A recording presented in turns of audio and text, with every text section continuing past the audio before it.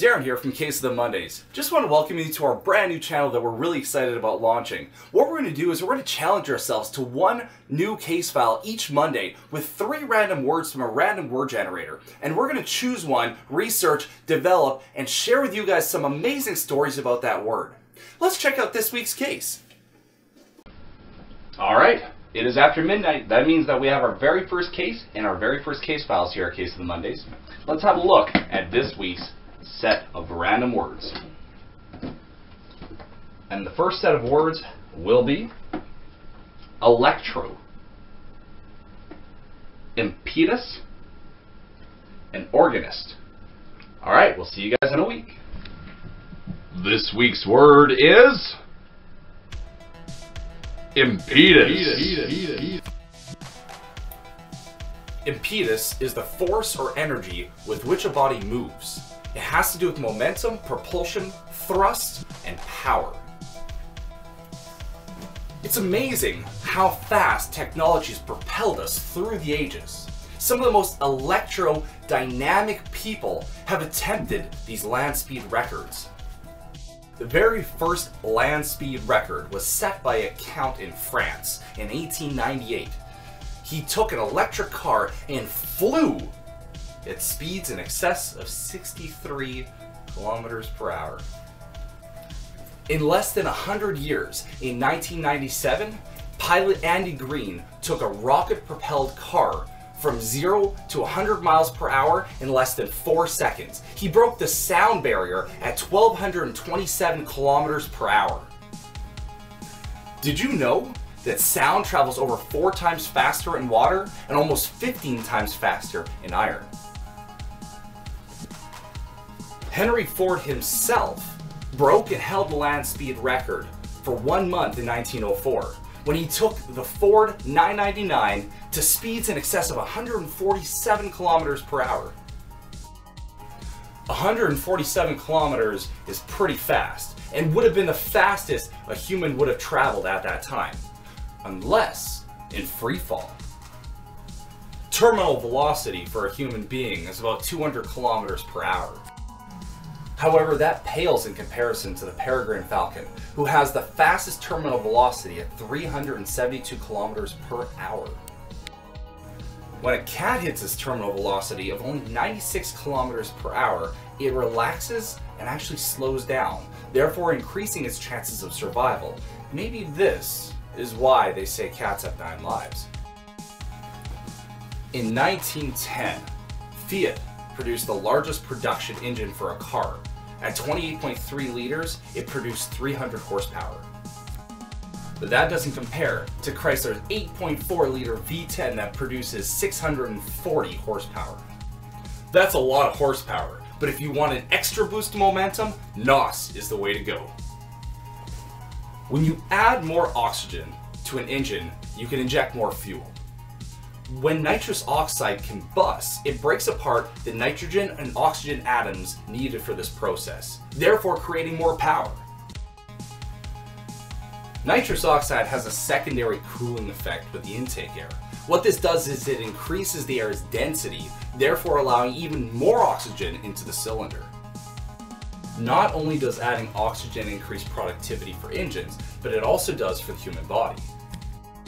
Adding more oxygen to the human body may allow us to run faster, think clearer, and act more vibrantly than ever before.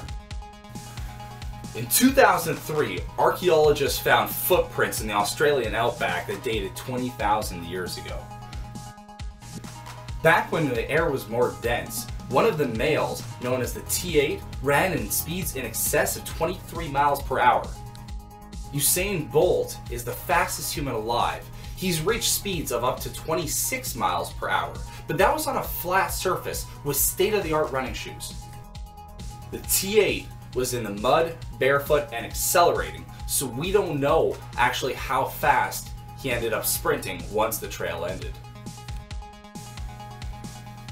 Most runners break the speed records at the Olympics for the fastest speeds. However, in 1912, there was a man who was running a marathon race, but he decided to quit without telling anybody. And after 50 years, he decided to come back to the Olympics and finish the race. His time, 54 years, 8 months, 6 days, 5 hours, 32 minutes, and 20.379 seconds. Humans and cars aren't the only things that are able to record top speeds. The largest locomotive engine was 8,500 horsepower. The largest marine engine was 107,389 horsepower. The largest industrial turbine was 2,346,788 horsepower. And finally, the largest rocket engine was the Saturn V at 190 million horsepower. At these speeds of rocket launch, 3 times the amount of gravity, or G's, are exerted on the human body. 16 G's exerted on the human body for 1 minute is lethal. And the world record is held by John Stapp at 46.2 G's. You ever been going west and got a speeding ticket? Well, technically, that cop was in the wrong, because you were going over 1,000 miles per hour in the other direction. And don't even get me started on 67,000 miles per hour that you were whipping around the sun. Don't mention anything if you're going east, though. But if you want to travel through space, you're going to need something with a lot more thrust. If our solar system was 1 mile long, Earth to Uranus would only be the very first 3 inches. You want to feel young again? Well, guess what? We're all 20 years old again. In Milky Way years. Because that's how many times we've traveled around the center of the Milky Way galaxy at 492,000 miles per hour. A solar sail is a mirror-covered spacecraft that harnesses the power of stars to create massive amounts of thrust. These experimental technologies have been proven to go over 18,000 miles per second. That's like going from New York to LA in less than half a second. If you shrink down to the quantum level and create 2 electrons and move one to the other end of the universe and do something to the first, the second will feel it instantaneously. This type of teleportation is known as quantum entanglement. In the 1600s, there was a soldier in Manila, Philippines by the name of Gil Perez. On October 24th, 1593, he was guarding the governor's palace, and he got a little tired. So he leaned up against a wall, closed his eyes, and when he woke up, he was in someplace completely different.